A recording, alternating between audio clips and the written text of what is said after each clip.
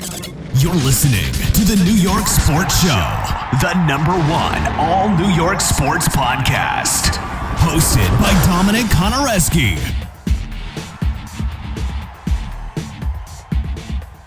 The New York Mets are currently dealing with 11 active free agents as the offseason goes on. That's 11 players that were on their 2022 100-plus win squad that the New York Mets may very let walk this season if they do not meet the price tag or just uninterested in bringing them back.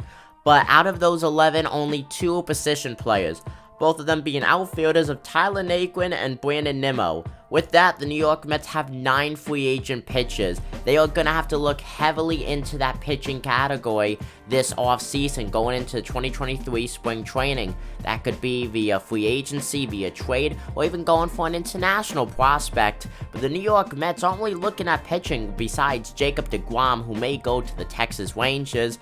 They are looking at outfield that is of Aaron Judge's outfield scales. New York Yankees slugger who's coming off of a 62 American League record-shattering home run season. He also put up 131 RBIs and slashed .311, .425, and .686. This is a guy who turned down a 7-year, $213.5 million extension in spring training 2022, betting on himself, coming off big on that bet.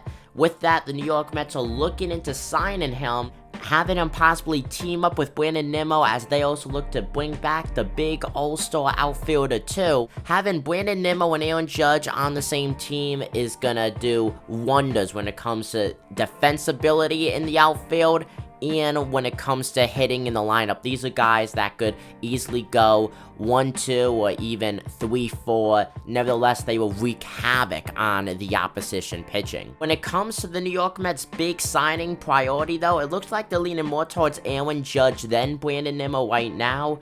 We've all seen Steve Cohen, New York Mets owner. He showed his financial backing by having Edwin Diaz come back, making him the highest paid relief pitcher in Major League Baseball history as they gave that closer $100 million.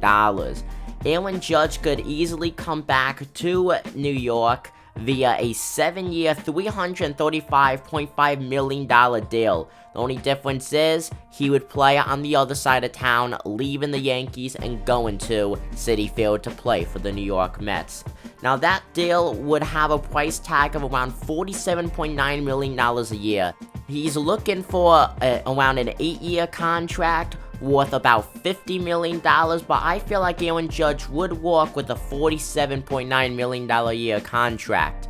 Nevertheless, the New York Mets have the opportunity and definitely the funding to get Aaron Judge. It's just a question of if anyone would outbid them, as the New York Yankees have made it clear that they want Aaron Judge back in the Bronx.